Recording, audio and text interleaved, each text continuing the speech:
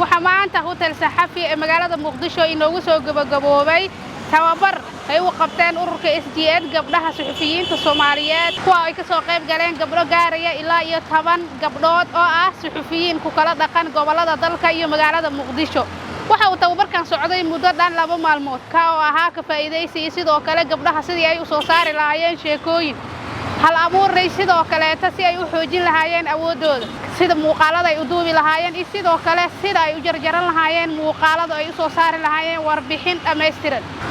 ururka SDN ayaa labadii sano ugu dambeeyay waxa ay u qabanayeen suxufiyiinta ee ku dhaqan gudaha dalka kuwa gobolada iyo caasimada magaalada Muqdisho tababar ku salaysan sidii gabdhaha ay u soo saari lahaayeen awoodooda sidoo kalena ay u soo saari lahaayeen warbixino dhameystiran muuqaaladana ay u sameeysan lahaayeen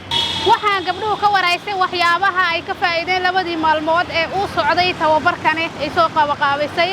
sidoo kalena ay qabanaysay ururka SDN qaab kamid ah gabdhaha ayaa sidan ku falceliyay magacaygu waa Suusar Sheekh Faadil waxaan ka shaqeeyaa TV-ga RTN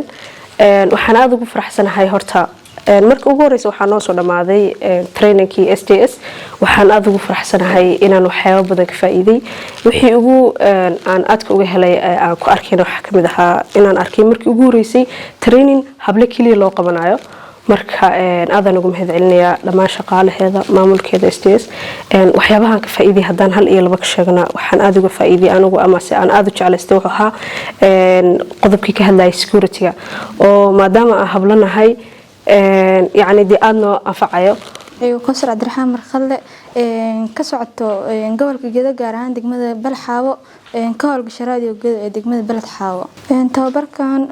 وحسلي توبر كان توبر ومهم سنة وقاتين وحسلي هاي وحياة بدن وفائدة هلا أن روينا ديان كنا قلبته أن كفائدة sida barnaamijyada iyo sheekooyinka oo dhacdooyinka magaalada ka jira oo soo tabin lahaa sida angalada u gal lahaa iyo waxyaabo badan ka faa'iiday magacaygu waa Zainab Ciid Ibrahim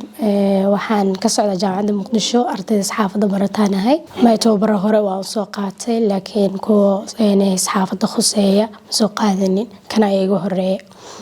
waxa ka faa'iiday oo kale hada video editing oo kale مور كوربو قاضي سكيلكيجي وكلام حكى فائدة هنا إثيكس كلا إلى أصحاب الضوكلة مركا وحياة سكيلز بربضنا كفائدة أميرة سليمان كاب سومالي TV مقدشو wararka warbixinada waraysiada iyo falanqaynta kaab Somali TV waxaad kala socon kartaa baraheena bulshada Facebook Twitter Instagram TikTok YouTube ama ku soo biir barteena Telegram kaab Somali TV haddii aad hayso talo ama tusaale ama aad doonayso inaad nala wadaagto aragtidaada waxaad inoogu soo diri kartaa WhatsApp lambarka shaashada kaaga muuqda ama emailka info@kabtv.com sidoo kale si fudud u booqo kadibna rukumo website-keena www.kabtv.com si aad uga socoto warbixinada Soomaali iyo English labaduba كاب تي في وكابها برشدنا